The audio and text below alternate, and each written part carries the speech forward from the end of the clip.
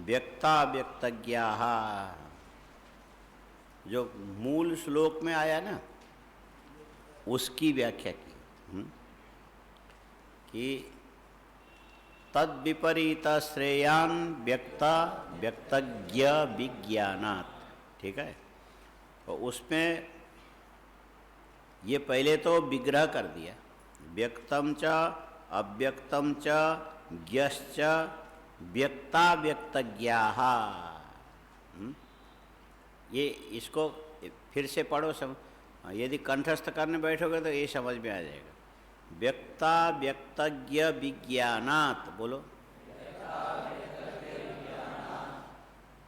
अब इसको बिना देखे बोलो, व्यक्त अव्यक्त ज्ञ विज्ञानात्। फिर से बोलो, व्यक्त अव्यक्त ज्ञ विज्ञानात्। फिर से बोलो, व्यक्त अव्यक्त ज्ञ विज्ञानात्। वो अब इसको पढ़ो, व्यक्तम च अव्यक्तम च ज्ञश्च व्यक्ताव्यक्तज्ञः। वो जो मूल श्लोक में व्यक्ताव्यक्तज्ञ जो आया उसकी इन्होंने इस ढंग से व्युत्पत्ति की है, विग्रह कर दिया। व्यक्त अव्यक्त, विभक्ति लगा दी, व्यक्तम च अव्यक्तम च ज्ञश्च, मिला के क्या बना, व्यक्ताव्यक्तज्ञ। व्यक्तम च, बोलो, अव्यक्तम च ज्ञश्च व्यक्ताव्यक्तज्ञाः। तो ये तद विपरीत श्रेयान व्यक्ताव्यक्तज्ञ विज्ञानात्। अब उसको विज्ञानात् का उन्होंने स्वयं ने अर्थ किया। तेषाम विज्ञानम विवेकेन ज्ञानम, बोलो, तेषाम विज्ञानम विवेकेन ज्ञानम। 5 बार बोलो, तेषाम विज्ञान, नहीं बाद में बोलो, तेषाम, बोलो, विज्ञानम विवेकेन ज्ञानम। तेषाम विज्ञानम विवेकेन ज्ञानम। तेषाम विज्ञानम विवेकेन ज्ञानम। तेषाम विज्ञानम विवेकेन ज्ञानम। तेषाम विज्ञानम विवेकेन ज्ञानम। अब ये कहना ये चाहते हैं कि तद्विपरीत श्रेयान व्यक्ता व्यक्तज्ञ विज्ञानम। हाँ, यही है ना मूल में श्लोक, विज्ञानात् है, हाँ सप्तमी है, हाँ न पंचमी है, हाँ तो व्यक्ता व्यक्तज्ञ विज्ञानात्। तो ये उसको अलग अलग करके इन्होंने इस ढंग से विश्लेषण किया, व्यक्तम च अव्यक्तम च ज्ञश्च व्यक्ता व्यक्तज्ञ। तेषाम व्यक्ता व्यक्तज्ञानाम, तेषाम माने, तेषाम का मतलब है व्यक्ता व्यक्तज्ञानाम। तेषाम माने व्यक्ता व्यक्तज्ञानाम। तो वो इन्होंने लिख दिया, सरल पड़े इसीलिए। व्यक्तम च अव्यक्तम च ज्ञश्च व्यक्ता व्यक्तज्ञाः तेषाम विज्ञानम विवेकेन ज्ञानम। इसको बोलते समय भी इसी तरह से बोलना है ना। ये जो व्याख्या की तरीका ही यही है कि व्यक्तम च अव्यक्तम च ज्ञश्च इति व्यक्ता व्यक्तज्ञाः, बोलो।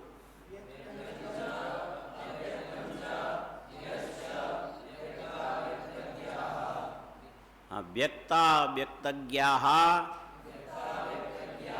तेषाम विज्ञानम विवेकेन ज्ञानम। व्यक्ता व्यक्त ज्ञानम, बोलो, व्यक्त ज्ञान पूर्वकम अव्यक्तस्य तत्कारणस्य ज्ञानम तयोश्च पारार्थेन आत्मा परो ज्ञायते इति ज्ञान क्रमेण अभिधानम।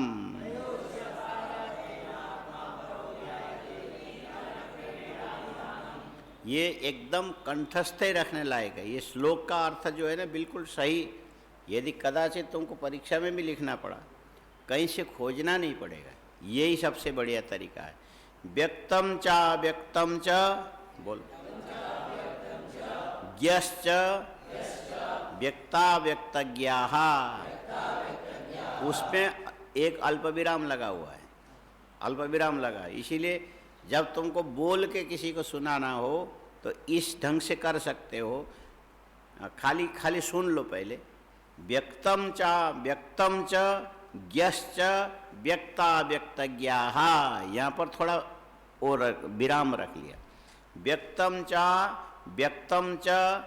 ज्ञश्च व्यक्ता व्यक्तज्ञाः, बोलो। ज्ञश्च तेषां विज्ञानम विवेकेन ज्ञानम। जहाँ जहाँ अल्प विराम लगा वहाँ पर थोड़ा रुकना। तेषां विज्ञानम विवेकेन ज्ञानम। अब इसमें भी अल्प विराम कहाँ तक गया उसको देखो। व्यक्त ज्ञान पूर्वकम अव्यक्तस्य तत्कारणस्य ज्ञानम। व्यक्त ज्ञान पूर्वकम अव्यक्तस्य तत्कारणस्य ज्ञानम। बोलो तो।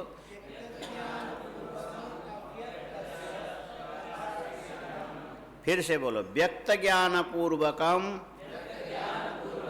अव्यक्तस्य तत्कारणस्य ज्ञानम। व्यक्त ज्ञान पूर्वकम अव्यक्तस्य तत्कारणस्य ज्ञानम।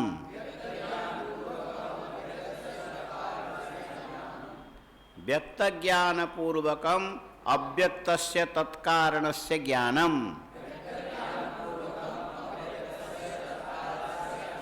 अभी इसमें से तुमको अर्थ समझ में आ रहा है?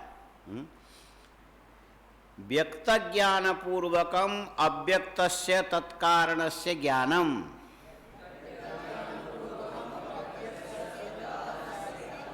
अच्छा, हम इसमें एक सवाल करते हैं, उसका जवाब तुम दे पाओगे तो हम समझेंगे तुमने समझ लिया। व्यक्त ज्ञान पूर्वकम अव्यक्तस्य, बोलो। अब तुम्हें इसका उत्तर देना। वहाँ तत्कारणस्य लिखा, वहाँ तत् शब्द से क्या लोगे, बोलो। ये खोज के तुम निकालो तो हम मान जाएंगे तुमने समझ लिया। व्यक्त ज्ञान पूर्वकम अव्यक्तस्य तत्कारणस्य ज्ञानम, यहाँ तत् शब्द से क्या लोगे, बोलो।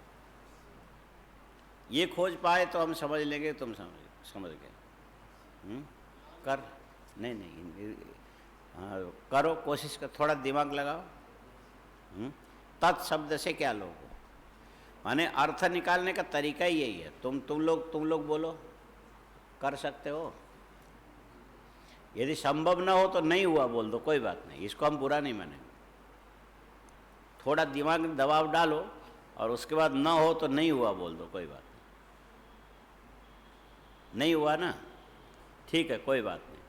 तो इसमें देख, व्यक्त ज्ञान पूर्वकम अव्यक्तस्य, और तत्कारण से, यहाँ तत्शब्द से तस्य कारणम इति तत्कारणम। तत्कारणम माने तस्य कारणम इति तत्कारणम, बोलो। तस्य तत्कारणम माने तस्य शब्द से यहाँ पर व्यक्त है, कारण शब्द से यहाँ पर अव्यक्त है। तस्य कारणम, तत्शब्द जो यत् तदोर नित्य संबंध पहले बोला था ना, पहले ऊपर यत् शब्द वाच्य नहीं होगा तो आगे तत्शब्द नहीं आएगा। तो यदि यत् शब्द का उच्चारण नहीं भी किया होगा तो पूर्व प्रयुक्त जो सबसे पहले शब्द आया वही यहाँ पर तत् से लोगे। ये जो तत् है ना, ये व्यक्त शब्द पहले आया। तेषाम विज्ञानम विवेकेन ज्ञानम, देखो क्या लिखा है, तेषाम विज्ञानम विवेकेन ज्ञानम। यहाँ जो तेषाम जो शब्द है उसका अर्थ है व्यक्त अव्यक्त ज्ञ। व्यक्तश्च, बोलो। अव्यक्तश्च ज्ञश्च इति व्यक्त अव्यक्तज्ञाः व्यक्ताव्यक्तज्ञाः। हाँ, जैसे रामश्च श्यामश्च लक्ष्मणश्च इति राम श्याम लक्ष्मणाः, ऐसा होता है। वैसे व्यक्तश्च अव्यक्तश्च ज्ञश्च इति व्यक्त अव्यक्तज्ञः और तेषाम व्यक्ताव्यक्तज्ञानाम, ये जो तेषाम शब्द से क्या लोगे, ये जो ऊपर है ना, तेषाम शब्द का मतलब है व्यक्ताव्यक्त ज्ञानम। तेषाम माने व्यक्त अव्यक्त ज्ञानम, इसीलिए पहले उन्होंने व्युत्पत्ति कर दी व्यक्तम च अव्यक्तम च यश्च इति व्यक्ताव्यक्त ज्ञाः और तेषाम माने ये व्यक्ताव्यक्त ज्ञानम। तेषाम माने जहां तत्शब्द आया वो पहले वाले में फट से चले जाना है। हाँ, व्यक्ताव्यक्त ज्ञानम, तेषाम माने व्यक्त अव्यक्त ज्ञानम। तेषाम माने व्यक्त अव्यक्त ज्ञ, तेषाम व्यक्ताव्यक्त ज्ञानम विज्ञानम विवेकेन ज्ञानम। विज्ञान शब्द का अर्थ है विवेकेन ज्ञानम। अब उसमें इन्होंने अर्थ स्पष्ट ही कर दिया, व्यक्त ज्ञान पूर्वकम अव्यक्तस्य तत्कारणस्य ज्ञानम। व्यक्त ज्ञान पूर्वकम अव्यक्तस्य तत्कारणस्य माने व्यक्त कारणस्य, ये अर्थ लिखो, थोड़ा नीचे लिखो, टिप्पणी में लिखो। तत्कारणस्य का अर्थ लिखना व्यक्त कारणस्य। तत्कारणस्य का माने व्यक्त कारणस्य, थोड़ा नीचे लिखना है। टिप्पणी जो होती है ना एकदम नीचे जाता है, उसके नीचे और कोई चीज नहीं होती है। तत्कारणस्य इति व्यक्त कारणस्य ज्ञानम। अब यहाँ कोई ऐसा पूछे तत्कारणस्य इत्यत्र तत्शब्देन किम उच्यते, ऐसा कोई सवाल कर दे। हाँ, जैसे मान लो ये जितना भी ये इसको तत्व कौमुदी बोलते हैं। वाचस्पति मिश्र ने सांख्य कारिका की जो व्याख्या लिखी, इसका नाम है सांख्य तत्व कौमुदी। क्या बोलते हैं? तत्व कौमुदी, ठीक है।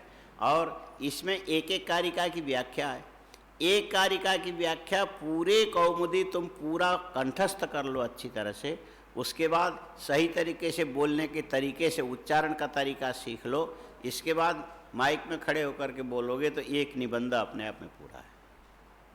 ये अपने आप में एक निबंध है ना। दुःखत्रय विघातात् की जो व्याख्या इन्होंने जहाँ पूरी की, उतना तुम केवल बोल करके सुना दो। तुम चाहो तो लिख करके अभ्यास पे कल ला सकते हो। ऊपर लिखना दुःखत्रयाभिघाता जिज्ञासा तदवघातके हेतौ दृष्टेशा पार्था चेत् नैकान्तना अत्यंततो भावात्। उसके बाद 2 लाइन लिख करके उसके नीचे अब तक जितना याद किया पूरा तरीके से लिख लो और लिख करके एक स्वर में बोल सकने लायक तैयार करो। उसके बाद आकर के तुम यहाँ खड़े होकर के बोलोगे तो उसमें सामने से कोई ऐसा पूछे, बीच में से जो है ना, ये भाषण इत्यादि में जब बोलते हो तो ये खाली रट के बोल रहा है कि अर्थ को भी जानता है, तो उसमें बीच में टोकने का तरीका ये है। हाँ, जहाँ पर जो भाषण प्रतियोगिता होती है, जो बीच में जो मध्यस्थ बैठे रहते हैं ना, परीक्षक जो टोकेंगे तो ऐसी जगह में टोकेंगे।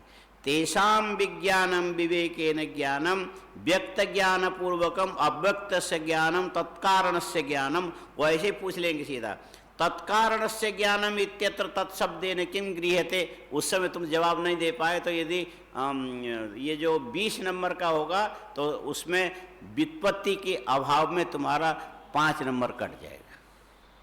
हाँ, यही नियम है ना। माने भाषण में जो होता है, जो बोलने के लिए तुम खड़े होते हो, उसका नियम है कि परीक्षक क्या परीक्षा करेगा, वो एक देखेगा भाषा। हाँ, माने 3 परीक्षक होते हैं ना, एक देखेगा भाषा, दूसरा देखेगा शैली, तीसरा देखेगा व्युत्पत्ति। हाँ? ऐसे देखने का नियम, उस सबके कानून बने हैं। यदि ये कानून न बने ना तो किसी को भी कोई नंबर दे देगा। भाषा वाला व्युत्पत्ति में नंबर नहीं दे सकता, और शैली वाला व्युत्पत्ति में नंबर नहीं दे सकता, व्युत्पत्ति वाला भाषा में नंबर नहीं दे सकता। इसीलिए आप भाषा देखेंगे और आप शैली देखेंगे और आप व्युत्पत्ति देखेंगे, और तीनों के समझो 15 नंबर का यदि एक भाषण है तो उसमें भाषा वाला 15 में से कितना नंबर देना वो देगा, और व्युत्पत्ति वाला 5 में से जितना देना वो देगा, व्युत्पत्ति वाला 5 में से जितना देना वो देगा, और शैली वाला जो होगा वो भी उसी 5 में से जितना देना देगा। वो तीनों को मिला के तीनों नहीं जोड़ेंगे चौथा आदमी जोड़ेगा, तब जा कर के भाषण प्रतियोगिता के अंदर बोलने वाले जो छात्र हैं उसको सही सही न्याय मिलता है। आया समझ में? हाँ, जहाँ जहाँ प्रतियोगिता होती है बोलने की, भाषण प्रतियोगिता होती है, वहाँ कितनी चीज़ें होगी? भाषा, शैली और व्युत्पत्ति। अच्छा, ये प्रश्न तीनों में से कोई भी कर सकता है। हाँ? शैली के लिए प्रश्न कम होते हैं लेकिन जगह उसमें भी बनी हुई होती है। हाँ? शैली के लिए भी, माने बोलने की तुम्हारी शैली कैसी है, तुम्हारे उच्चारण करते करते सामने वाले को पता लगना चाहिए। यहाँ पर संबोधन है, यहाँ पर क्रिया है, यहाँ पर विशेषण है, यहाँ क्रिया विशेषण है, क्रिया विशेषण को क्रिया से जोड़ा अथवा कर्म से जोड़ के उच्चारण कर रहा है, इसकी शैली में यही देखा जाता है। और स्पष्टता है कि नहीं है? हाँ? स्पष्टता है कि नहीं? और बोलते समय बोले शैली वाला सबसे ज़्यादा नंबर वहाँ काटते हैं कि यदि तुम बोलते चले जाओ बीच उसमें आधा 1.5 नंबर कट जाएगा। ये जो खांसना कहते, ये जो चलते हुए ज्ञान के प्रवाह में आने वाली ग्रंथि के चलते आदमी खांसता है। पुलिस वाले भी इसी में से पकड़ लेते हैं। जो आदमी झूठ बोलता है कि सच बोलता है, अपनी बात बोलता है कि दूसरे से भाड़े पर लेके बोलता है, किसी की सुनी हुई बोलता है कि बना के बोलता है, तो उस बीच में प्रकृति जो है ना अंदर से गांठ बना करके एक खांस निकाल देगा, लेकिन निकाल देगा, किंतु, तो इतने से पकड़ में आ जाते ये, हाँ ये झूठ बोल रहा है। हाँ? आया समझ में? ये तुम लोगों को समझ के चलना चाहिए कि सामने किसी से हम पूछेंगे कि तुमने ये गलती की, तो बोलने वाला नहीं किया फट से बोलेगा, और तुमने ये गलती की, और उसके बाद नहीं जी मैंने नहीं की, तो समझो कि उसी ने किया। माने 1 मिनट लगाया, रुका और थोड़ा सा रोया सा मुंह बना करके यदि बोल रहा है तो बोलेंगे कि ये गलत बोल रहा है। हाँ? ऐसे तो देखने से उनको पता लगता है, बोलने के तरीके से पता लगता है। तो शैली देखने का मतलब है कि जो एकदम शातिर बदमाश होगा, जो शातिर बदमाश होगा, झूठ को इस ढंग से बोलेगा, बिल्कुल खांसेगा भी नहीं और एकदम कड़क के बोलेगा, तो उसमें पुलिस में जो है ना साधारण पूछने वाले को हटा के दूसरा विशेष अफसर आएगा, वो फिर उसकी आंखों में अलग ढंग का तेज होता है। वो डंडा लेके आके, ये बात तुम जो जिस ढंग से बोल रहे हो हमें समझ में नहीं आ रहा है, फिर से बोल, तो हिल जाएगा। और यदि उसके बाद भी बोल, फिर उसके नाक पे डंडा लगा के, तो फिर पलट के सत्य में आ जाएगा। सत्य का बल अपनी जगह होता है, बड़ा विचित्र होता है। किसी से सत्य उगलवाना, ये पुलिस वालों के अंदर बहुत सारे उनके भी फार्मूले बने हुए हैं। हाँ, ये ऐसा पूछोगे तो इतना बोलेगा, ऐसा करोगे तो इतना बोलेगा, ऐसा उसके 3-4 फार्मूले। अंत में बोले कि इससे सत्य उगलवाने के लिए बहुत भयंकर अपराध है, और बहुत एकदम अच्छी तरह से प्रशिक्षित, जिसको आतंकवादी बोलते हैं, वो कभी भी किसी पुलिस से डरेगा नहीं, झूठ को ऐसा सत्य बोल देगा, बना देगा, वो पकड़ नहीं पाए। फिर उसके लिए वो लोग कहते हैं कि उसको 3rd डिग्री बोलते हैं। 3rd डिग्री, 3rd डिग्री सुना है कभी? किसी पुलिस वाले से सुनना। 3rd डिग्री का मतलब है, ये जो लकड़ी के बेलन है ना, बेलन मारना पुलिस वालों को कानून सम्मत नहीं मार सकते, चोट नहीं लगना चाहिए। तुम सही बात निकलवा लो, अपने तरीके से निकालो, लेकिन तुम चोट नहीं कर सकते। फिर कैसे करोगे? तो उसका तरीका है कि उसको कुक्कुट आसन में बैठाओ, माने पैर के बल मुड़ के, जैसे शौचालय में बैठते ना ऐसे बैठा के, और ये जो घुटना और इसके बीच में इतना मोटा लकड़ी का जो बेलन है उसको रख देंगे दोनों पैर के नीचे, और उसको बैठा के, और उसके कंधे के ऊपर 70-80 किलो वजन वाला पुलिस वाला बैठ जाएगा। अब तू बोल, तो ये जो दोनों पिंडली के ऊपर बेलन का जो दबाव पड़ेगा ना, उस दर्द को सहन करने में उसको, उनको पता है कि ये इस प्रकार की यातना तुम इतने सेकंड तक ही दे सकते हो, इससे ज़्यादा नहीं। हाँ, उसका भी हिसाब है, सब सारी चीज़ें बनी हुई है। माने ऐसा भी नहीं कि तुम इतना वजन लेके बैठ गए उसके नसें फट गए, फटने भी नहीं देना, लेकिन थोड़ा अलग होके, थोड़ा दबाव डाल के सच बोल। 1, 2, 3, 5, 6, 7 बार में जो सच होगा तो बोल करके ही रहेगा, क्योंकि वो जो घुटने इसके बीच में जो बेलन जो फंसा हुआ है, इसको बोलते थर्ड डिग्री पर। आया समझ में?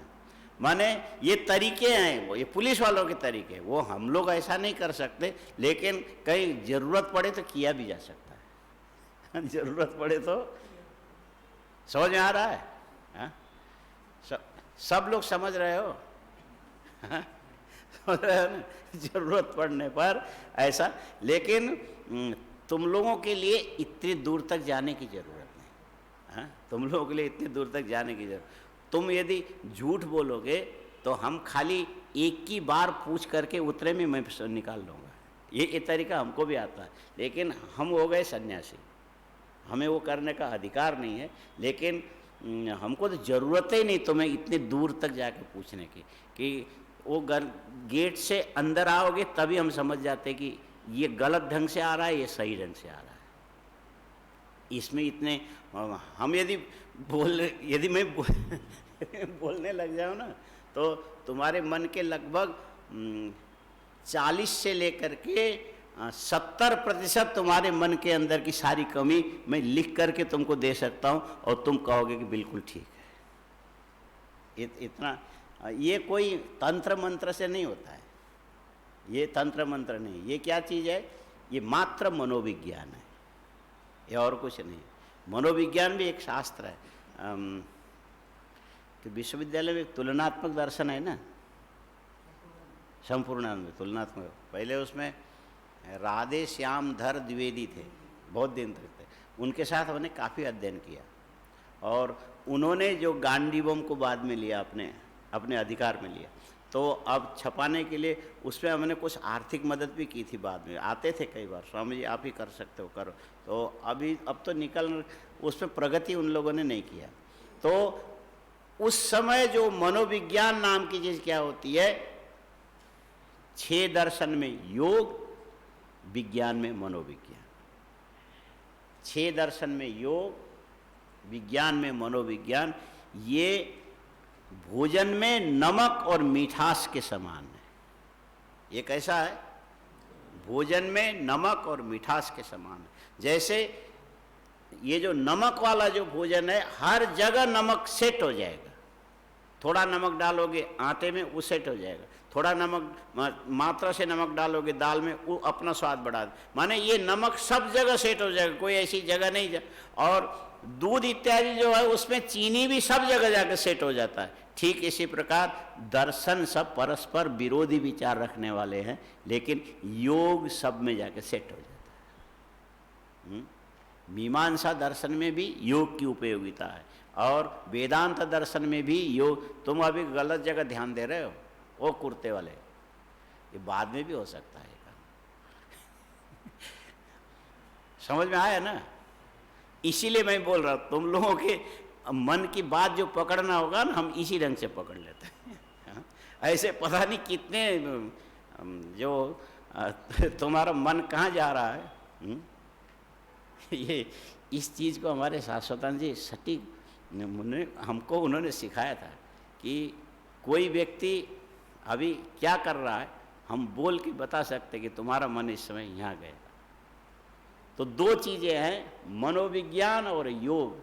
योग 12 दर्शन है, 6 आस्तिक 6 नास्तिक। तो 12 दर्शन में योग दर्शन सभी दर्शन के अंदर जैसे उसमें पकवान में मिठाई के समान समाहित हो जाता है। इसी प्रकार अनेक प्रकार के जो विज्ञान के तो आजकल कितने 1200-1500 प्रकार हैं, अलग अलग है विज्ञान के, अलग 1500 प्रकार हैं। लेकिन हर प्रकार, उससे ज़्यादा भी होंगे, 1500 तो पता नहीं, उस समय वो बोला करते थे, अब तक तो और नई नई विधाएं निकली होगी। लेकिन हर एक उसके सब लिस्ट बने हुए विज्ञान के, कितने हैं वो धाराएं सारे। और उस समय तो शायद मेरे ख्याल से आईटी अभी शुरू में था, उस नज़दीक। इसके बाद तो और भी कितनी सारी धाराएं निकल पड़ी, और उन सारी धाराओं के अंदर एक चीज़ सब जगह काम आने वाली होती, उसका नाम है मनोविज्ञान।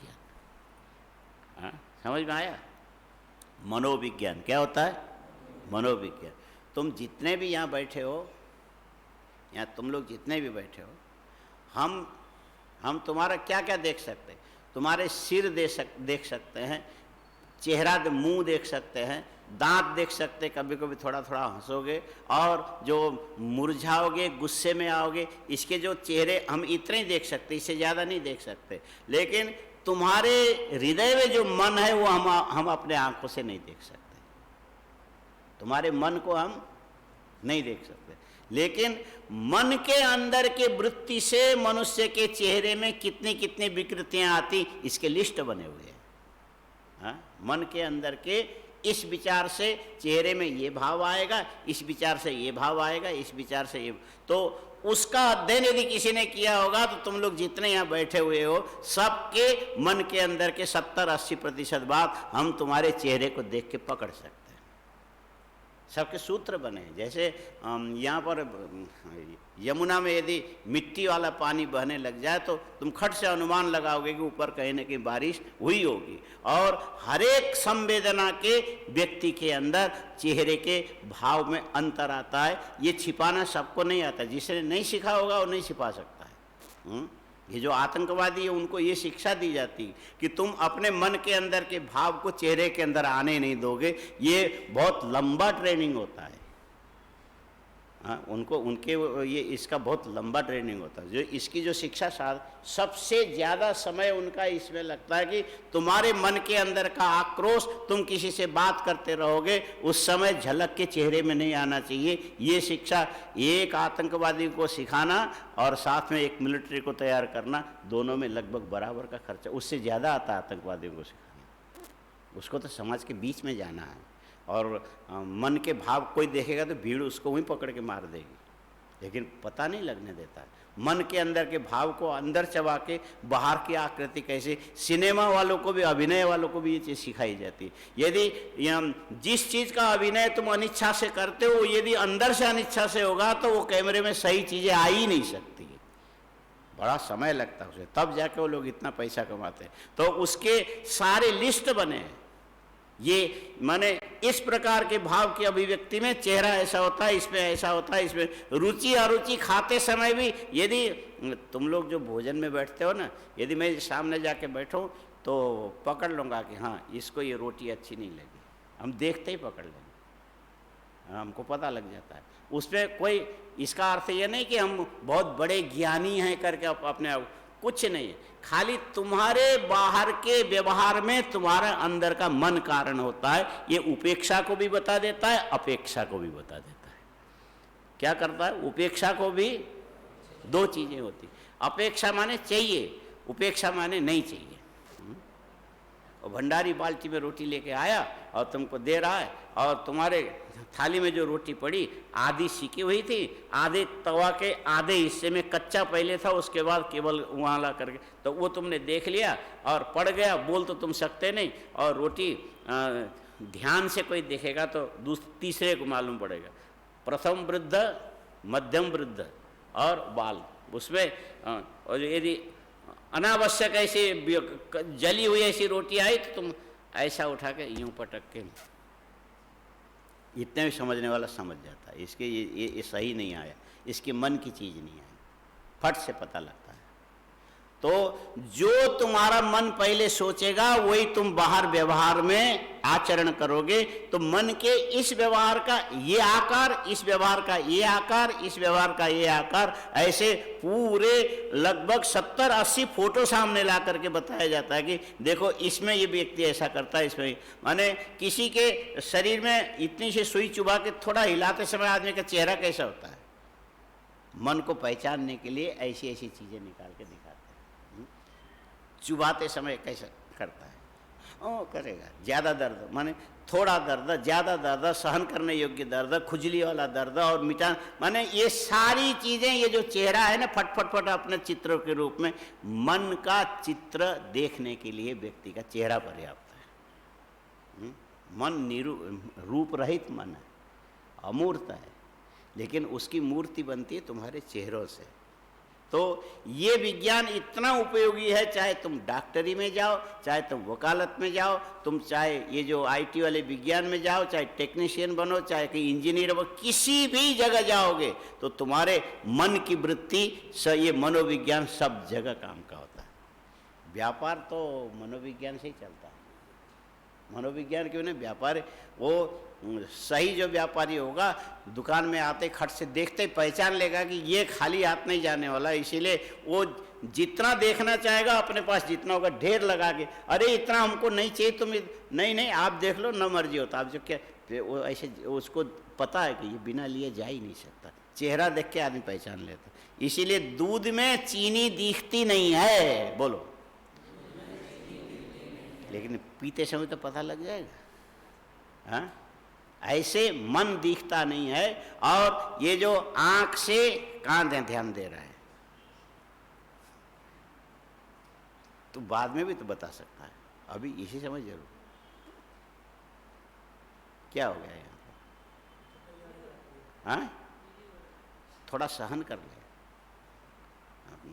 कुछ सीखने के लिए थोड़ी थोड़ी असह्य खुजली हो ना तब तो ठीक है, तो सह्य हो तो सहन कर लो थोड़ा, हाँ वो भी ठीक रहता है। तो ये जो मन के अंदर के अव्यक्त जो क्रियाएं हैं तुम्हारे इंद्रियों के 5 इंद्रियों में व्यक्त होकर के बाहर निकलता है। हाँ? मन के अंदर की अव्यक्त क्रियाएं 5 इंद्रियों से व्यक्त होकर के, और कर्मेंद्रियां और मिला के 10 इंद्रियों के द्वारा एक मन के सारे अंदर के विचार बाहर आते हैं, जो पढ़ सकता है, देख के समझ सकता है। इसीलिए भाषण प्रतियोगिता में कहीं जाओगे, इस मनोविज्ञान को ठीक से यदि तुम जानते होंगे तो उस समय तुम्हारी शैली देखने वाला देखते ही पहचान लेगा। देखते माने जिस भाव के अभिव्यक्ति के लिए जो वाक्य प्रयोग किया जा रहा है उसी के हिसाब से उसका अभिनय होता है, उसकी आंखें होती है, बोल जाती है। माने समझदार आदमी की आंखें बोले बिना आधा से ज्यादा बातें बता देगी। आया समझ में? समझदार जो आदमी होता है उसकी आंखें उसके मन के सारे भाव बता देगा, और जो बाकी जो मिट्टी के माधव है वो तो फिर जैसे हैं वो, इसको उनको तो समझने में देर ही नहीं लगता। हाँ? समझदार आदमी की जो आंखें हैं वो सारे भाव बता, माने तुम लिखने के लिए बैठोगे 2.5 से 3 पेज लिख करके तुम उसका अनुवाद कर सकते हो। एक समझदार आदमी कमरे के अंदर आने से पहले ही अपनी आंखों के इशारों से जितनी बातें बोल चुका होता है। हाँ, ये पढ़ना आना चाहिए। तो शैली देखने वाला यही देखता है कि भाव के साथ शैली को अभिव्यक्त कर रहा है कि नहीं कर रहा। और यहाँ अब पढ़ो तो व्यक्तम च अव्यक्तम च ज्ञश्च व्यक्ताव्यक्तज्ञाः, ये व्युत्पत्ति प्रदर्शन कर रहे हैं। इसका उच्चारण करते समय तुम्हारे उच्चारण करने की शैली से पता लग जाएगा कि तुम ज्ञान पूर्वक उच्चारण कर रहे हो अथवा खाली देख के रट करके बोल रहे हो, मालूम पड़ जाएगा। हाँ, बोलने के तरीके से वो खोज के निकाल सको तो कल ला करके हमको सुनाओगे, उससे पता लगेगा कि हाँ तुमने इसमें से कुछ खोज के निकाला। और जो व्युत्पत्ति वाला कहेगा तत्शब्दस्य अत्र, ये वो इसी ढंग से पूछते हैं। विवेकेन ज्ञानम व्यक्ताव्यक्तज्ञ ज्ञान पूर्वकम अव्यक्तस्य तत्कारण से ज्ञानम तत्शब्देन किम उच्यते, उसी में तुम कुंठित हो जाओ, रुक जाओ। हाँ, ये जो भाषण प्रतियोगिताएं होती है ना, उसमें हमको बहुत सारे प्रमाण पत्र मिले थे, अभी तक कहाँ सड़ गए पता नहीं। ऐसे रखो तो इतने हो गए थे। और मैं मेहनत नहीं करता था, बिल्कुल भी नहीं करता था। लोग वो लिखवा के हम ये सब लिखने में जो है ना, अभी भी उन परंपरा के लिखने वाले एक है, शायद श्री राम शर्मा, क्या नाम है, हिंदू विश्वविद्यालय में अभी प्रोफेसर है। पहले थे ललित कला संकाय में, अभी आ गए इधर साहित्य विभाग में आ गए, अब रिटायर होने वाले हैं थोड़े दिन में। तो उनको भी एक बार हमने दक्षिणामूर्ति में बुलाया, एक लड़के को कहा जा तो उनसे इस विषय में तुम निबंध लिखा लो और उसके बाद तुम कंठस्थ करो और तुमको प्रथम पुरस्कार मिल जाएगा। तो वो हमारे साथ के थे, श्री राम शर्मा ऐसा कुछ नाम है, श्री राम स्मरण नहीं है। तो हमने कहा कि इसको लिखा दो, बनारस की बात थी, कोई प्रतियोगिता लिख, अच्छा ठीक है, कितने मिनट का। उनको ये भी पता है कि इतनी पंक्ति में कितने मिनट लगता है। वो फट प्रस्तावना, उसके बाद व्युत्पत्ति, उसके बाद व्याख्या, उसके बाद विषय, फिर उपसंहार, और इतने से तुम्हारा काम चल जाएगा। ये इसको तैयार करके कल हमको सुना दो। तो उसने सुनाया, मैंने कहा ठीक है, ये मैंने कहा तुम प्रथम निश्चित आओगे। तो मुझे भी देखना था सही है कि गलत है। आ गया तो सब लोग देखते रहे। फिर बाद में उसको हमने बुलाया, तुमने तो याद करके, कंठस्थ करके, बोल करके, सुना के तुम प्रथम आए, लेकिन हमको जितने भी पुरस्कार मिलते थे मैं याद नहीं करता था। और मेरा एक ही काम होता था, जहाँ हमको भाग लेना हो तो जो कंठस्थ करके बोल रहे होते हैं, मैं आगे उनके सामने बैठ जाता था। बोलने वालों के आँख से आँख मिला के मैं थोड़ा इशारा ऐसा, वो वहीं रुक जाता था। जो केवल रट करके आके बोल रहा है, उससे आंख से आंख मिला दो। तीन आदमी हो, तीन प्राणी होते हैं, एक होता है शेर, एक होता है बंदर, एक होता है आदमी। कितने होते हैं? एक होता है, होते तो बहुत है, एक होता है शेर, एक होता है बंदर, एक होता है आदमी। तो अब तीनों के प्रकृति तुम समझ लो क्या होता है।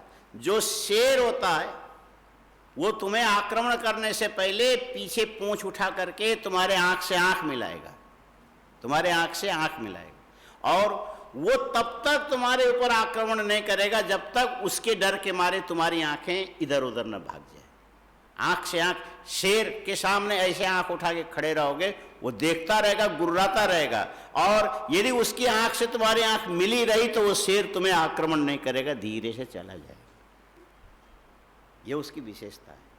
शेर के सामने जा करके उसके अटैक से यदि बचना चाहो तो इतनी हिम्मत तुम्हारे अंदर होनी चाहिए, उसके आंख से आंख मिला के ऐसे खड़े रहोगे तो तुम्हें आक्रमण कर ही नहीं सकता है। डर गए तो आक्रमण करे। और बंदर की ये विशेषता होती है कि जब तक उसके आंख से आंख नहीं मिलेगी तब तक बंदर कभी अटैक नहीं करेगा, और बंदर के आंख से आंख मिला कर हाँ कर जाएगा। हाँ, आंख से आंख मिलने पर बंदर अटैक करता है, आंख से आंख मिलने पर शेर तुम्हें अटैक नहीं कर सकता। और आदमी के मन में यदि कमी होगी तो उसके कोई विशेष काम करते समय आंख से आंख मिलाओगे, वो जितने तैयारी करके आए सब भूल जाए। ये नियम है। कृता, ये संस्कृत में अपना वो युक्ति है, कृतापराध स्वयमेव संकते। तुम्हारे मन में अपराध और सत्य, ये दोनों इस ढंग से बैठे होते। सत्य जो बैठा होगा वो बिल्कुल निर्भय होगा, और अपराध जो होगा इतना कमजोर होता है कि दूसरों के आंखों से आंख मिलाते भूल जाए। ये नियम है। तो इस ढंग से इस चीज को हमको उन्होंने, वो द्विवेदी जी ने बताया था। हाँ नहीं, राधे श्याम धरती, वो मनोविज्ञान और तुलनात्मक दर्शन के थे ना। तो बोले कि देखो स्वामी जी, आदमी की दृष्टि से दूसरे के आंखों में दृष्टि से दृष्टि मिला करके आप बात करोगे, उसके अंदर यदि कमी कमजोरी होगी तो वो वहीं के वहीं रुक जाएगा, एक वाक्य आगे बोल नहीं सकता। ये मन का, मनुष्य के मन का स्वभाव है। और तीनों में उन्होंने तुलना करके देखा, शेर को आंख से आंख मिलाओगे आक्रमण नहीं करेगा, बंदर को आंख से आंख मिलाओगे तो फट से आक्रमण करेगा, और आदमी को आंख से आंख मिला करके सीधे देख करके दे तो उसके अंदर कोई कमी कमजोरी होगी तो फट से या तो रुकेगा या तो भाग जाएगा। तो अब कोई बोलते बोलते बीच में से रुक जाए तो उसके तो सारे नंबर कट गए ना। फिर खाली भाषा तुमको तैयार होना चाहिए और विषय की कल्पना ठीक होनी चाहिए। तुम जाके बोलो, उसकी कमी को पूरा कर दो, वो पुरस्कार तुमको मिलेगा। बात बहुत बड़ी नहीं है। ये कब हो सकता है? ये तब हो सकता है जब तुम ये अभी पढ़ते समय इन चीज को समझ के ध्यान दोगे तब। किससे ये काम नहीं हो सकता? यहाँ जितने भी बैठे हैं और कोई हमसे पूछे कि किससे क्या काम होगा क्या नहीं होगा, हम उसको देख के बता देंगे ये आदमी ये काम नहीं कर सकता है, और हम तुम्हारे मन के अंदर थोड़ी घुस सकते हैं, और कुछ नहीं है। जैसे पढ़ते समय जिस बात पर ध्यान देना चाहिए उसी समय कोई यदि कुर्ते के बटन यूँ करने लग जाए तो फिर हम समझ जाते ये आदमी काम का नहीं, ये आदमी काम का नहीं है। समझ में आया? माने रुई रुई है, लेकिन धागे में बटा हुआ होगा तो उससे आगे कपड़ा बन सकता है, और ऐसे बिखरा हुआ होगा तो पानी पड़ेगा तो उधर ही हो जाएगा, और नहीं तो इधर हवा में उड़ जाएगा, किसी काम का नहीं। इसीलिए तुम्हारे अंदर के अनेक प्रकार की मन की वृत्तियां यदि सोद्य से एक दूसरे से बट करके धागा बन करके निकला होगा तो तुम कितनी दूरी तक जाके बड़े से बड़े, माने चाय की दुकान से लेकर के प्रधानमंत्री के कुर्सी में बैठ के दुनिया को चला सकते हो, यदि ये जो रुई के पाने पर छोटे छोटे जो रेसे हैं बट करके धागा बना हुआ होगा। तो ये सारी चीजें हमारे हितोपदेश में शुरू में लिखा हुआ, तुम लोगों ने पढ़ा नहीं होगा ना? हाँ, हितोपदेश आपको याद है?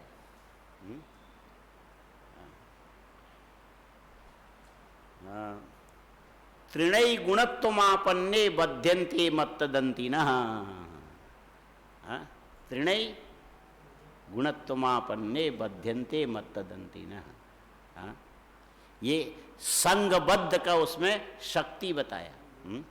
ये जो छोटे छोटे तिनके मिला करके रस्सी बनाते हैं, रस्सी को मिला के रस्सा बनाते हैं, रस्सा को मिला करके लट्ठा बनाते हैं, वो उड़ने वाले तिनके ही हैं, लेकिन एक जगह बट के लंबा होके नहीं चला जाता। तो ये हवा में उड़ने वाले तिनके भी मिल करके बड़े बड़े हाथी के पैर को बांध करके निष्क्रिय करके रख सकते। ये शक्ति आती है मिलने से। तो तुम्हारे मन के अंदर की मन की वृत्तियां मिल करके धागे के रूप में बट के लंबाई में यदि खींच करके जाता है तो चाय बेचने वाला प्रधानमंत्री आराम से बन सकता है।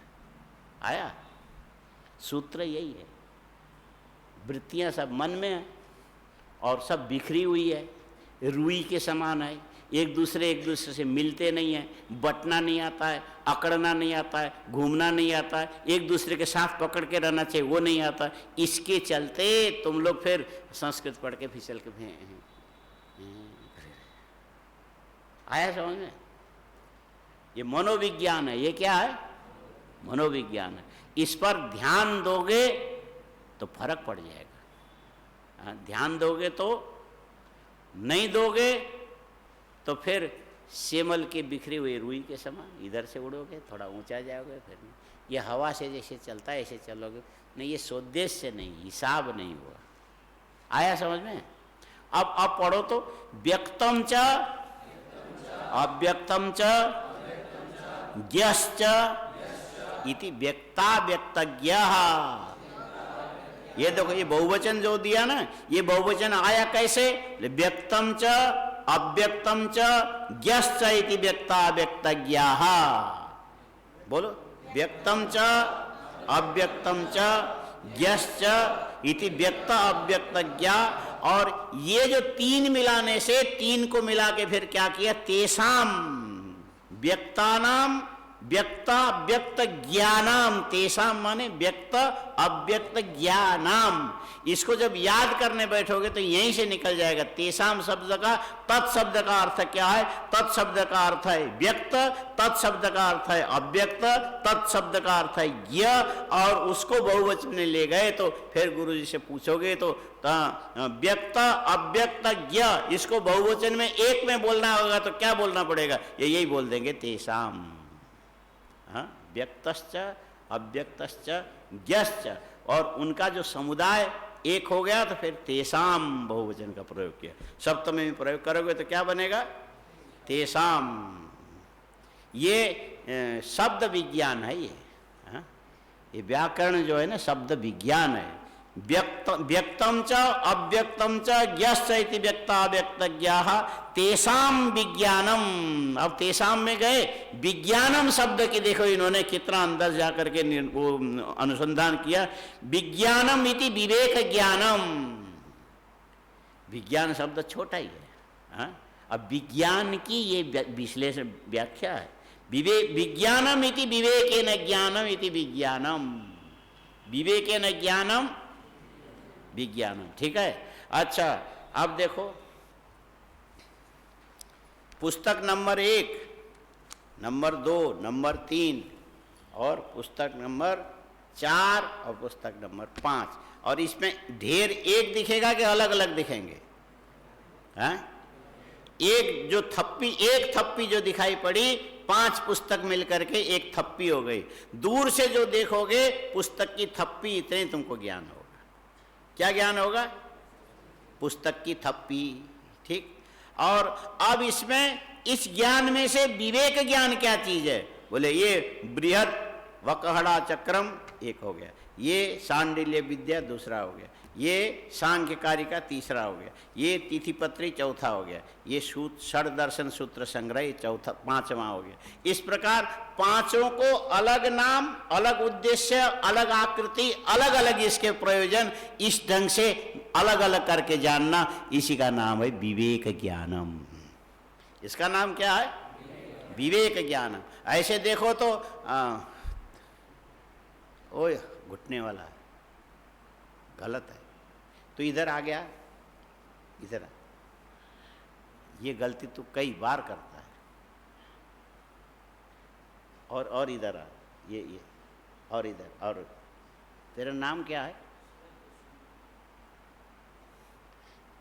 तेरा गोस्वामी, तुम गौ का स्वामी हो? बैल होता है गौ का स्वामी। कुछ समझने के लिए आए हो तो यहाँ बैठ करके ये तुम्हारे दोस्त कई बार मैं देख चुका हूँ, घुटना हिलाएगा और दूसरा जो समझना भी चाहेगा उसको छेड़ेगा, उसके साथ बात करेगा। ये तरीका नहीं है। आया समझ में? पढ़ने के लिए जा रहा हूँ ऐसा सोचो ना, समझने के लिए जा रहा हूँ इस ढंग से। तो जो वो तरीका ऐसे, ये जैसे तुम कितने दूर बैठे थे देखो, इतने कोने में है ना, वो दूर पीछे भी तुम तरीके से बैठते। ऐसे देखो तो ये 3rd डिग्री वाला उसके का लायक है। ये जो पुलिस के 3rd डिग्री लगा करके इसके मन की बात निकालना हो ना, तो 3rd तक जाने की जरूरत नहीं पड़ेगी, पता लग जाएगा। हाँ, ये इसको माने एक कानूनी भाषा में कहते, ऐसा आदमी जो नहीं चाहिए उस काम में शातिर होता है, जो चाहिए उसमें 0 होता है। ठीक, थोड़ा अपने प्रवृत्ति में अनुशासन लाओ तो काम आ जाएगा। जड़ी बूटियाँ बहुत से होती है, दवाइयाँ बहुत से होती है, सीधे ही लकड़ी चबाने से काम नहीं करता। उसको पत्थर में घिस करके पानी में घोल के 3-4 बार छान के पीने से काम में आता है। तो जीवन के भी हर चीज़ें जड़ी बूटी के समान काम की होती है। उसको पहले पत्थर में घिसने की ज़रूरत पड़ती है। घिसने के लिए अनुशासन चाहिए। तो उसको तुम अनुशासन अच्छी चीज़ है इतना मान लो, पहले इसको अंदर से स्वीकार कर लो कि हम अनुशासन रूपी पत्थर में घिस जाएंगे तो लोहे के टुकड़े से धारदार चाकू बन जाएंगे। यदि नहीं घिसोगे तो ऐसे मिट्टी में बिखर जाओगे, काम में नहीं आओ। सही चीज़ को सही तरीके से समझो, अपने मन को व्यर्थ मत जाने। अच्छा चलो, चलो इधर आओ। अब ये विज्ञान शब्द का अर्थ समझ में आया? विज्ञान शब्द का अर्थ समझ में आया? विज्ञान माने 5 पुस्तक की थप्पी लगा करके रखने पर दूर से जो देखोगे एक थप्पी तुम्हें दिखाई पड़ेगा। विज्ञान माने विवेक ज्ञानम। ये पुस्तक इस विषय का है, ये इस विषय का है, ये इस विषय का है, ये इसका, ये इसका, ये अलग अलग जानोगे, इसको विवेक ज्ञान बोलते हैं। इसको क्या बोलते हैं? माने विविक्त ज्ञान। इससे ये अलग है, इससे ये अलग है, इससे ये अलग है, इस ढंग से जानना उसको बोलते हैं विवेकेन ज्ञानम इति विज्ञानम। बोलो, विवेकेन ज्ञानम इति विज्ञानम, अलग अलग करके जानना। यहाँ 45 बच्चे बैठे हैं, मेरे ख्याल से 45 है, कितने गिना तो नहीं हमने, हाँ?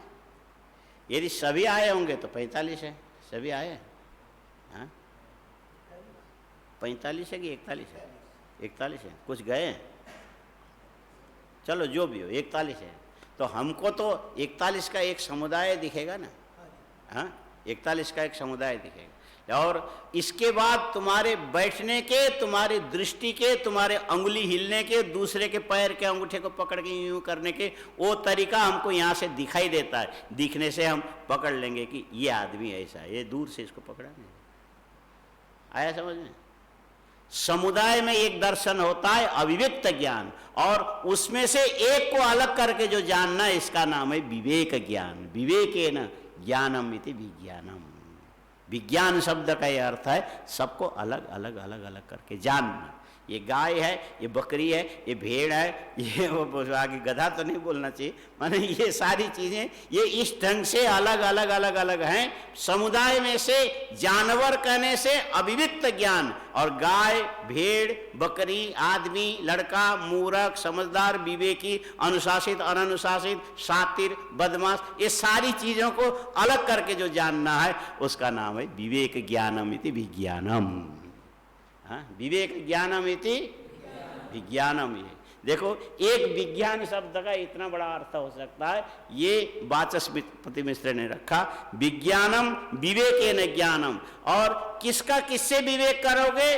व्यक्त को अव्यक्त से, अव्यक्त को ज्ञ माने पुरुष से अलग करके जो जानना, इसका नाम है व्यक्ता व्यक्तज्ञ विज्ञानम। बोलो, व्यक्त अव्यक्त ज्ञ विज्ञानम, ये ध्यान रखना। और आकाश, तुम एक बात ध्यान देना, यदि मान लो आगे चल करके तुम्हें छात्रों को पढ़ाने का यदि मौका मिला, तो उसमें समुदाय में से वर्गीकरण करने का विज्ञान तुमको ध्यान से देखना पड़ेगा। वर्गीकरण करोगे तो ये मालूम पड़ेगा ये इतने छात्र जो हैं ये समझदार हैं, ध्यान देने वाले हैं, उनको एक ग्रुप में रखो, और ये हैं, ये समझने की कोशिश तो करते हैं लेकिन पूरी तरह से ये ध्यान नहीं देते, उनको दूसरे वर्ग में रखो, उनके बराबर वाले में रखो।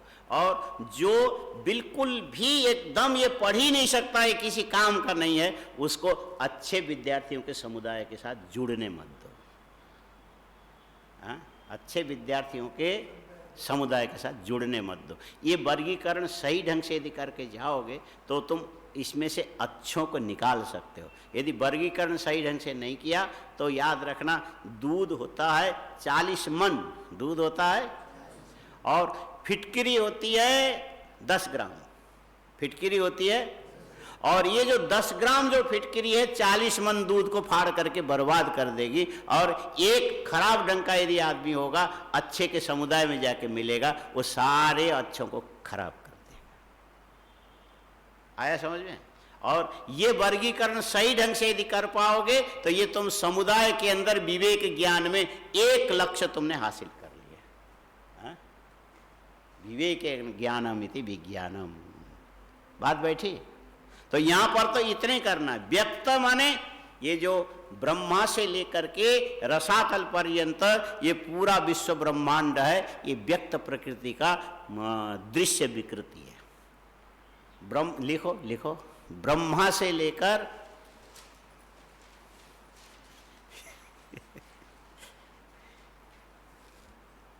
ये ले ले और भागे खराब है। जब उठेगा तुमको अपने कलम मिलेगा तो हमको दे देना वापस, ठीक है? तेरे पास था ना, पहले नहीं था? हाँ ठीक है, चल लिख। हाँ, क्या लिखा रहे थे? ब्रह्मा से लेकर के रसातल पर्यंत ये विश्व ब्रह्मांड है, ये प्रकृति का व्यक्त अंश है। प्रकृति का व्यक्त रूप है, अंश भी मत बोलना, ये प्रकृति का व्यक्त रूप है। ब्रह्मा से लेके रसातल पर्यंत, माने तुम इस पृथ्वी के अंदर यहां बैठे हो, ऊपर जाओगे भूर्भुवः स्वः मह जन तप सत्य, ये भी लिख के रखना, कभी मौके आने पर तुमको याद होना चाहिए। कितने? भूर्भुवः स्वः मह जन तप सत्य, कितने हो गए? कहां 5 हुए? 7 हो गए। ऊपर 7, भूर्भुवः स्वः मह जन तप सत्य, कितने हो गए? 7 हो गए। तो नीचे कितने? अतल, वितल, सुतल, रसातल, तलातल, महातल, पाताल, ये भी क्रमशः लिखो। नीचे बीच में एक गोलाई देना है, और उसके नीचे ऊपर लिखना भूर्भुवः स्वः मह जन तप सत्यम, और नीचे लिखो अतल वितल सुतल रसातल तलातल महातल पाताल। इसको चित्रित करने का तरीका ये है कि ऊपर वाले लोग एक के बाद एक छोटे होते चले जाएंगे। हाँ? ऊपर वाले लोग एक से एक छोटे होते जाएंगे। जैसे भू बड़ा होगा, उससे थोड़ा छोटा भुवा होगा, उससे और छोटा स्व होगा, और उससे और छोटा मह। ऊपर की ओर जो जाओगे, ऊपर के लोग तेजस्वी होते हैं, इसीलिए आकार में बड़े नहीं होंगे। ऊपर के लोग तेजोमय होने से आकार में बड़े नहीं होंगे। नीचे के लोग तेज कम और तमोमय ज्यादा होने से आकार में बड़े होते चले जाएंगे।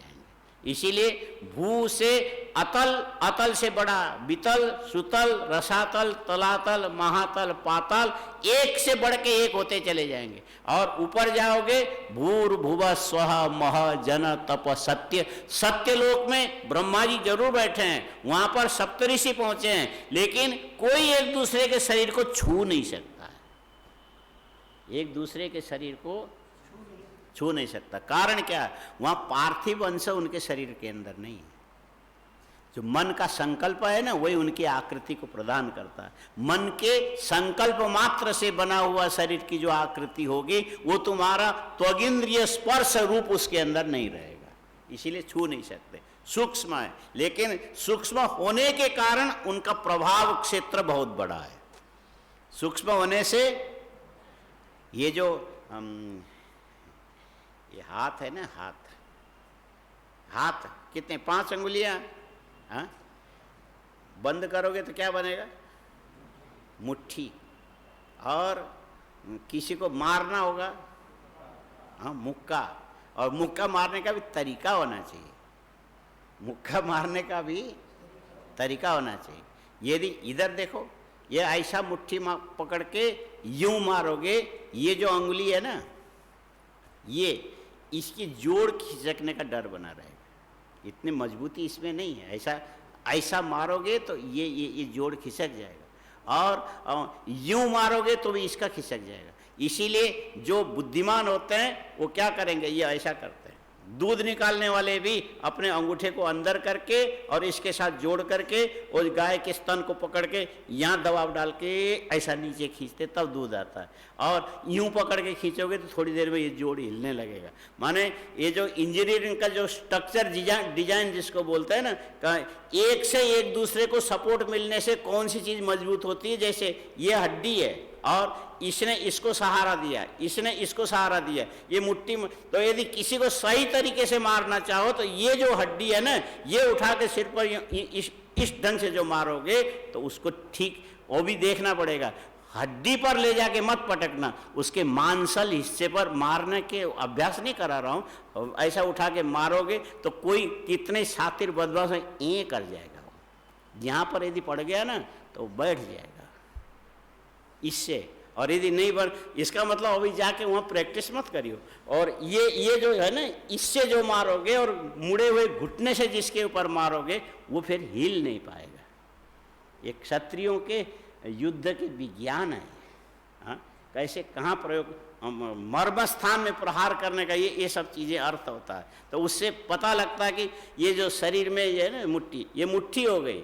और यदि ये मुट्ठी जितना काम नहीं करता है उतना मांसल हिस्से में ये झापड़ काम करता है। इसको क्या बोलता है? झापड़ अलग होता है, थप्पड़ अलग होता है। हाँ? ठगी के लिए थप्पड़ काम आता है।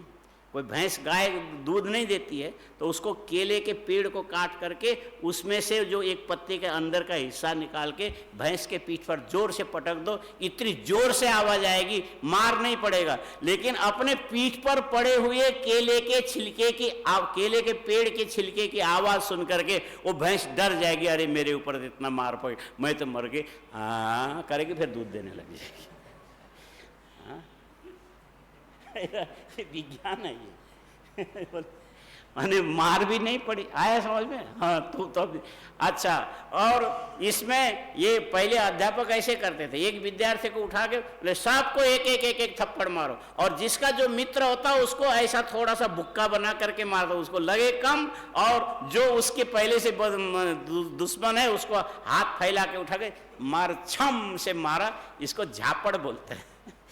झापड़, थप्पड़ माने थप करके उठाया जोर से ले जाके अंदर। माइयाँ ये काम बखूबी करती है। माने 4 बच्चे ने बदमाशी किया और दूसरे को भी मारना, इसको भी मारना, इसको भी मारना, अपने बच्चे पर रख, तुमने बदमाशी की करेगी, लगेगा कुछ नहीं।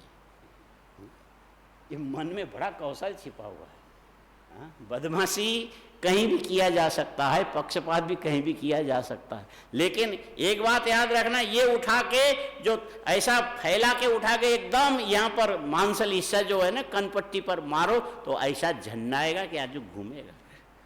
हाँ, ये जो थप्पड़ है तो यही, लेकिन ये थप्पड़ कुछ अमुक मांसल हिस्से पर कस के मारने के काम का है, और हड्डी के जोड़ में अथवा किसी जगह मारने का ये काम का है, और किसी और जगह पीठ में मारने के लिए ये काम का है, वो भी कमजोर पड़ गया तो घुटना काम का है। ये माने शरीर एक ही है, इसके अलग अलग संस्थान ऐसे बनते कि किससे कहाँ पर मर्म स्थान में आघात करके किसको नुकसान पहुंचा सकता है। ये भी विज्ञान, विवेकेन ज्ञानम इति विज्ञानम इसको बोलते हैं। हाँ, इसको क्या बोलते हैं? अब उसमें एक शरीर है, शरीर में 5 ज्ञानेंद्रियां हैं, 5 कर्मेंद्रियां हैं, 5 प्राण है, मन, बुद्धि, चित्त, अहंकार, इतनी चीजें हैं, और इसको सबको अलग अलग अलग अलग विश्लेषण जानोगे, उसका नाम है विवेक ज्ञान। और एक आदमी चल रहा है, इसको देखोगे, ये अविविक्त ज्ञान है। इसको क्या बोलते हैं? अविविक्त ज्ञान। जो समुदाय को देखोगे अविविक्त ज्ञान है। समुदाय के अंदर की एक एक चीज को अलग अलग ढंग से विश्लेषण करके जानोगे, उसको विविक्त ज्ञान बोलते हैं। इसमें हाँ, यहाँ पर सांख्य दर्शन के अंदर विविक्त माने अलग करके जानने के लिए ज्ञान के विषय केवल 3 है। ज्ञान के विषय कितने हैं? जैसे हाथ की अलग अलग चीजों को अलग अलग जानने के लिए विश्लेषण करना पड़ेगा, कनिष्ठिका, अनामिका, मध्यमा, तर्जनी और अंगुष्ठ। लेकिन यहाँ पर विचार करने के लिए 3 ही विषय तुम्हारे सामने है, एक व्यक्त, अव्यक्त और ज्ञेय। व्यक्त के अंदर आया, व्यक्त के अंदर आया भूर्भुव स्वः मह जन तप सत्य ऊपर, और अतल वितल सुतल रसातल तलातल महातल पाताल नीचे, ये 7 लोक मिला करके जो एक शरीर बनता है विराट का, उसका नाम है विराट शरीर। उसको क्या बोलते हैं? विराट शरीर। और ये जो विराट शरीर है ये अव्यक्त प्रकृति का व्यक्त रूप है। पहले लिखाया था विराट शरीर अव्यक्त प्रकृति का व्यक्त रूप है। विराट शरीर अव्यक्त प्रकृति का व्यक्त रूप।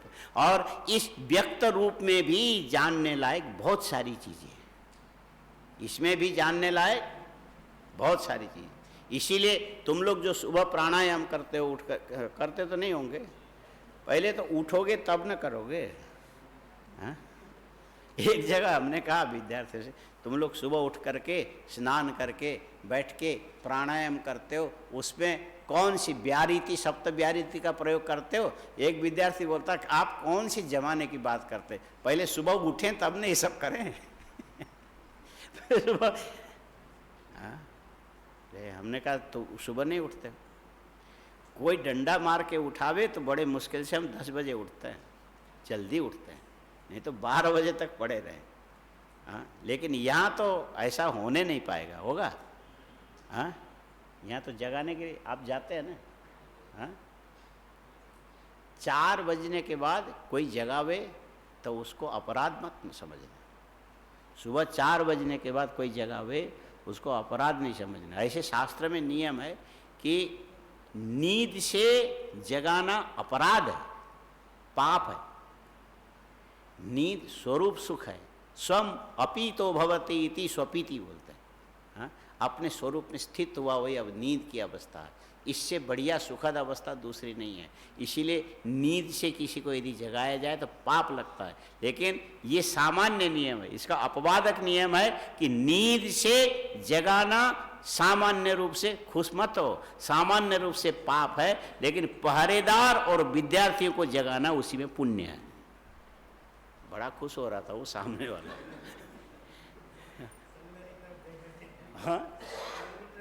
हाँ, वो सोचता कि ये नींद से जगाना पाप है तो कल से नहीं करेंगे। लेकिन एक होता है सामान्य नियम, दूसरा होता है अपवाद। ये नियम का अपवाद है। विद्यार्थी और चौकीदार ये यदि सोता हो उसको जगाने में पुण्य है, पाप नहीं। और इसके अतिरिक्त नींद से किसी को जगाना सामान्य हिसाब से पाप है। शास्त्र में वो क्या अतिदेश और अपवाद क्या बोलते हैं?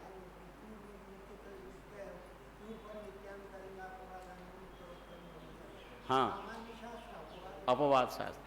पूर्व सामान्य, उसके बाद अपवाद ओ बलवान, उससे और अपवाद ऐसे। इसीलिए नींद से नहीं जगाना अपने आप में, नींद से जगाना पाप है, लेकिन अपवाद उसको समाप्त कर देगा। बोले विद्यार्थियों को, चौकीदार को जगाना पाप नहीं है। इसीलिए सुबह 4 बजे, 1 बजे जगाना पाप है, कोई नहीं जगेगा। 2 बजे भी नहीं जगेगा, 3 भी नहीं। कब जगाएंगे? 4 बजे।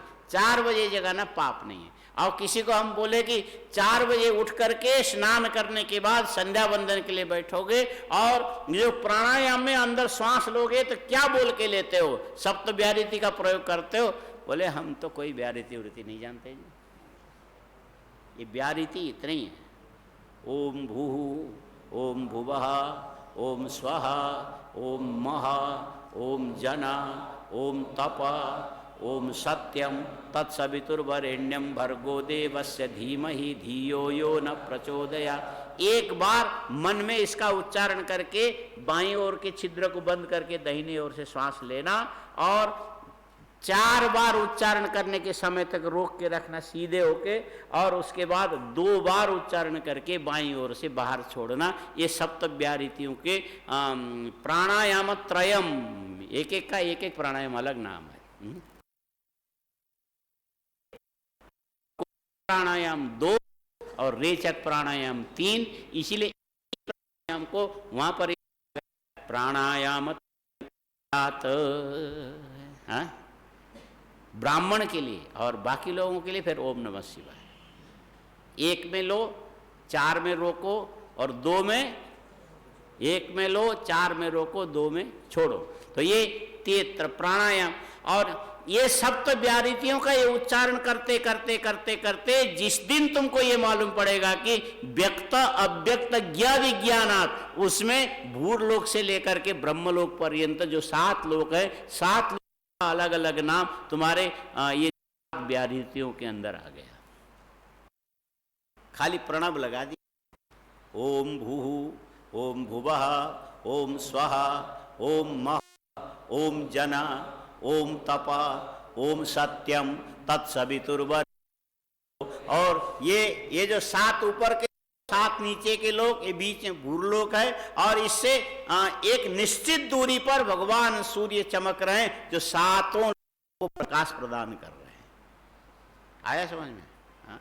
जैसे 14 बिंदु दीवाल में रख करके दूर से एक, तो 14 के 14 बिंदुओं को हेलोजन प्रकाश करता है, वह दूरी से अकेला सूर्य 14 भुवन को समान प्रकाश दे रहा है। इसीलिए सूर्य सबसे वरेण्य माने श्रेष्ठ।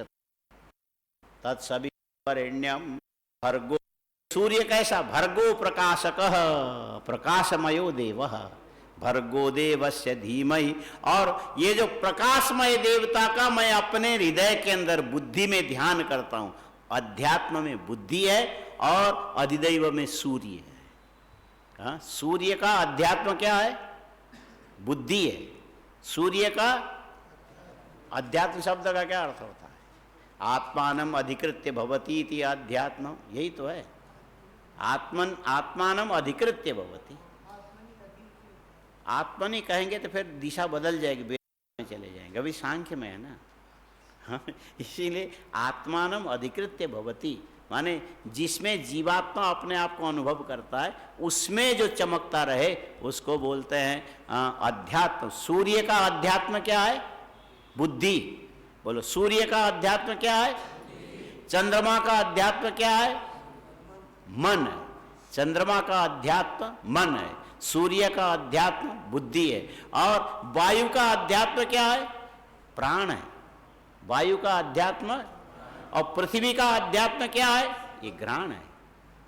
ये घ्राण जो है ना, पृथ्वी का अध्यात्म है। ऐसे अंदर जाओगे तो मन भी पृथ्वी का अध्यात्म। मन में कई चीजों, कई तत्वों के सार छिपे हुए हैं। इसीलिए मन की ही माने जो प्रातःकाल तुम प्रथम अध्याय का जो पाठ करते हो, उसमें मन के लिए 5, 4 या कितने दिशाएं हैं?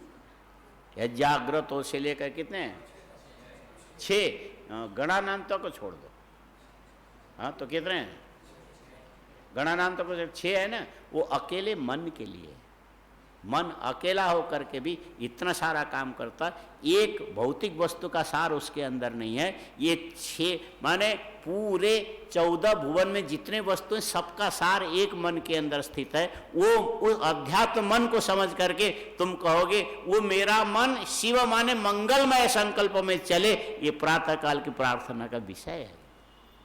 तो चीजें तो इतनी है। मूल में समुदाय में देखो तो भूर्भुवः स्वः मह जन तप सत्य ऊपर का 7, अतल वितल सुतल रसातल तलातल महातल पातल नीचे के 7, ये मिला के क्या बना? विराट का स्थूल शरीर बना। ये विराट का जो स्थूल शरीर, ये क्या चीज है? ये व्यक्त है, ये व्यक्त प्रकृति है। ये क्या है? व्यक्त प्रकृति। और इस व्यक्त प्रकृति को इतना ही है करके छोड़ा नहीं जा सकता। इस व्यक्त प्रकृति के अलग अलग विश्लेषण हैं। इस व्यक्त प्रकृति के मूल प्रकृति की सबसे पहली विकृति क्या है? उस पहली विकृति के अंदर कितनी विशेषताएं, दूसरी विकृति के अंदर कितनी स्थूलता है, तीसरी विकृति में कितनी स्थूल, ऐसा करके 16 सकस्तु विकारो न प्रकृति न विकृति पुरुष। ये जो पूरे विकार को पूरी तरह से जाने बिना तुम्हें देवता का विज्ञान नहीं होगा। हाँ? देवता शरीर, आकृति, सामर्थ्य, गति, दिव्यता, इन सारों का ज्ञान तुमको होगा तो व्यक्त के ज्ञान से हो। अव्यक्त प्रकृति में ये सब ज्ञान नहीं कर सकते। हाँ? किस देवता की सीमा कितनी है, उसकी शक्ति कितनी है, उसके सामर्थ्य कितना है, उसकी व्यापकता कितनी है, और ये नित्य है कि अनित्य है, सदा टिकने वाला है कि कभी बन करके बिगड़ने वाला, ये सारी चीजें इसी व्यक्त प्रकृति के अंदर के विश्लेषण करोगे तब मालूम पड़ेगा। इसीलिए व्यक्त विज्ञानम सांख्य शास्त्र से विचार से विषय, व्यक्त विज्ञान। और इन सब का जो कारण वो अव्यक्त मूल प्रकृति, तीनों गुणों की साम्यावस्था, ये अव्यक्त प्रकृति, उसमें भी विचार करने लायक। प्रकृति पुरुष संयोग से उस प्रकृति में कौन सा ऐसा स्पंदन आता है जिससे ये प्रकृति इतने बड़े रहस्यमय व्यक्त प्रकृति का कारण बन जाए। दिखती कुछ नहीं, कारण वो है। तो व्यक्त भी ज्ञान का विषय है, अव्यक्त भी ज्ञान का विषय है।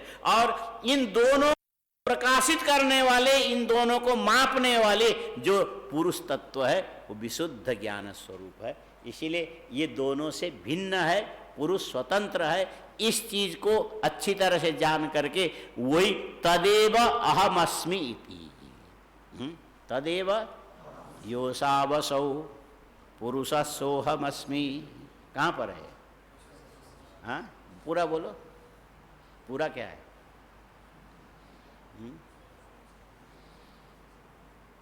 नहीं आ रहा है? योसावसौ पुरुषसोहमस्मि। एक आदमी बोलो तो समझ में आए क्या है? नहीं आ रहा। वो शुरू से आओगे तो भेड़ किसी को नजदीक सींग नहीं मारता है, किसी को मारना हो तो पीछे पीछे पीछे पीछे पीछे वो वहाँ जाता, वहाँ से दौड़ के आके तब जो मिलेगा उसी को मारेगा, इधर भी नहीं जा सकता। ये भेड़ ऐसे होते हैं। हाँ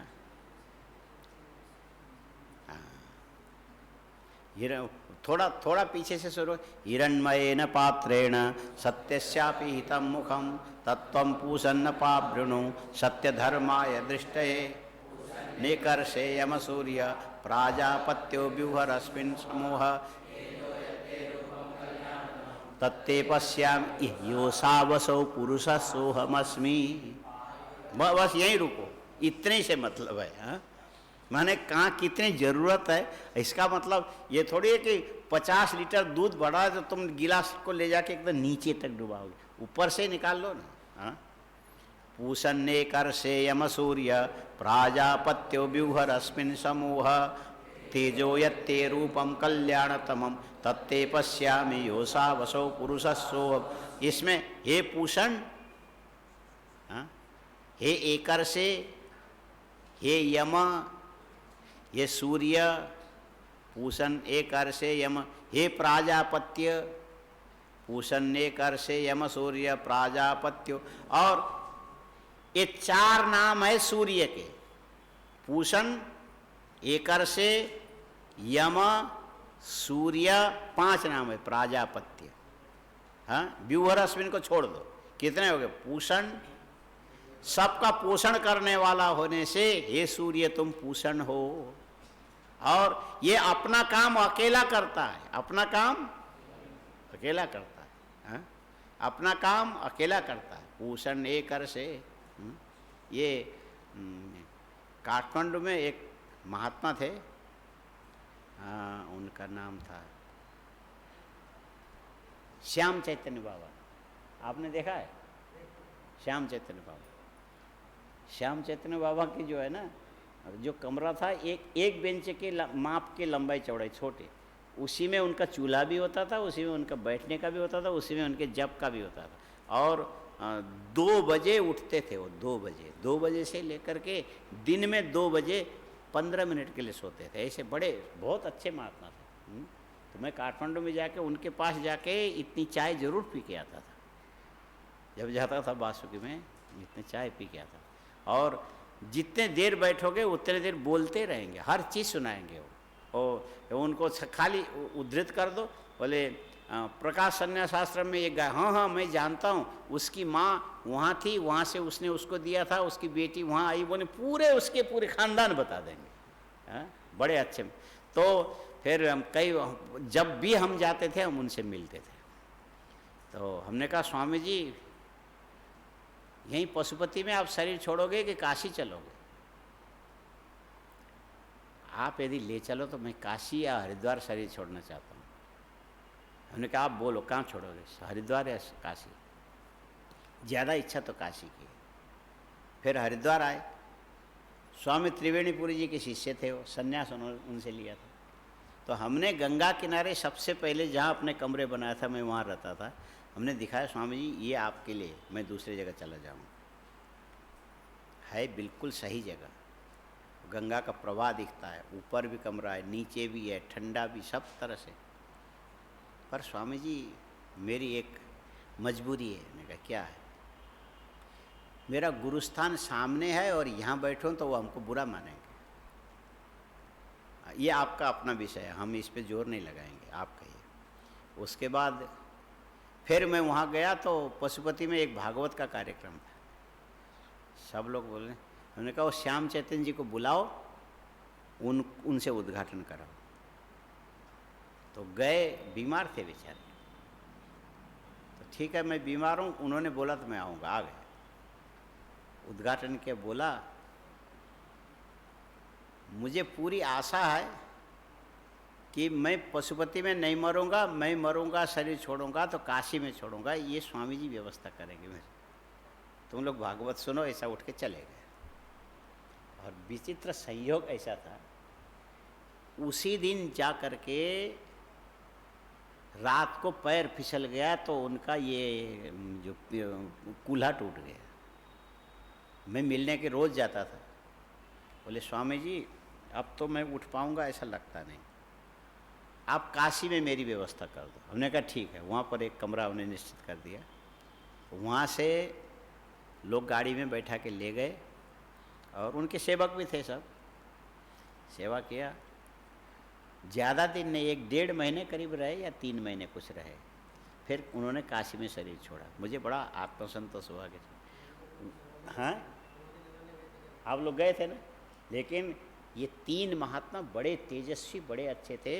एक वासुकी ब्रह्मचारी, एक सच्चिदानंद स्वामी जो खप्तड़ बाबा, और ये श्याम चैतन्य, ये हिमाचल से तीनों साथ में निकले थे। ये बहुत समाहित चित्त वाले बड़े। और ये जो खप्तड़ बाबा ने तो खप्तड़ के उसमें जंगल में रह कर के जो तप किया, तो शुरू में उनके पास में रात को एक घायल शेर आता था, और वो डॉक्टर थे, तो इसीलिए उस शेर के पंजे के अंदर होने वाले घाव का ऑपरेशन करके दवाई लगा के पट्टी लगा के बांध के छोड़ देते थे।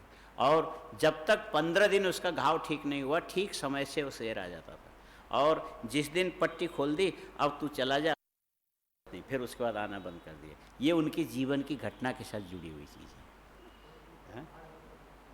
खप्तड़ पहाड़ में पहुंचना, खाली वो जो राजा वीरेंद्र ने, महेंद्र ने, दोनों ने उनकी सेवा की, और हेलीकॉप्टर से ले जाकर उनके कुटिया में छोड़ते थे। वहाँ से पैदल निकल के आना जाना मुश्किल होता था, ऐसी जगह खप्तड़। तो उनका नाम है खप्तड़ बाबा, ऐसा पड़ गया। अब तो उनकी समाधि है, तो शायद आजकल ही उनकी तिथि आती है, ये मई जून में आती है उनकी तिथि। हाँ, तो कई पहले तो हम लोग जाया करते थे, उनके भंडारे में जाया करते थे। तो वो महात्मा ने हमको ये कहा था कि पुण्यानंद जी, बहुतों को मैंने देखा, आपको भी देखा। मैंने कहा आप सबको देख लेंगे। बोले नहीं, इस भाव से नहीं बोल रहा हूँ। फिर मैं ये देखता हूँ कि जो पूषण एकर से बोलते हैं ना, सूर्य जैसे अकेला चलता है आकाश में, आप भी अकेले चलते हो। हमने कहा बिल्कुल आप सही बोल रहे हो कि कोई साधु मेरा साथ नहीं देता, मैं जो करता हूँ अकेला करता हूँ। ये मैंने काठमांडू में उनको श्याम चैतन्य बाबा को बोला। हाँ क्या क्या उन्होंने कहा आप अकेले चलते हो, सब काम अपने उससे करते हो। मैंने कहा बिल्कुल सही, मेरा प्रारब्ध ही खराब है, साधु कोई मेरा साथ नहीं देता, जो करता हूँ मैं अकेला करता हूँ। तो उन्होंने इसका उदाहरण दिया, ठीक है, ये भी खराब नहीं है, अच्छा है। इसीलिए ईसा, वो उनको पूरा मंत्र याद था, पूषण एकर से। उसमें भाष्य में देखना अर्थ यही लिखा है, एक एव रिशति गच्छति थी एकर से। सूर्य अकेला आकाश में भ्रमण करके पूरे जगत को प्रकाश देता है, इसीलिए पूषण एकर से। यम समय चक्र का, काल चक्र प्रणेताण, उसमें सूर्य अथर्वशीर्ष में नहीं आया, काल चक्र को चलाने वाला भी सूर्य है, इसीलिए उसका नाम यम भी है। पूषण एकर से यम सूर्य। दूसरा क्या है, ये प्रजापति का प्रथम संतान है, इसीलिए उसका नाम है प्राजापत्य। लेकिन इतनी सारी शक्ति रखने वाला ये सूर्य तुमने अपने, ध्यान दो, अपने किरणों के समुदाय से तुमने अपने आप को ढक के रखा है। और ये देहांत काल में किए जाने वाली प्रार्थना है, व्यूअरस्मिन समूह। पूषण, अब बोलो पूषण एकर से यम सूर्य व्यूहरस्मिन समूह। माने किरणों के समुदाय के बीच में तुमने अपने आप को छिपा करके रखा। व्यूहर अस्मिन, आगे क्या है, तेजो यत्ते यत्ते रूपम कल्याणतमम। उन किरणों को थोड़ा हटा दो, और उन किरणों के बीच में कल्याणतम, तुम्हारा रूप अंदर छिपा है, अंतर गर्भ में छिपा है।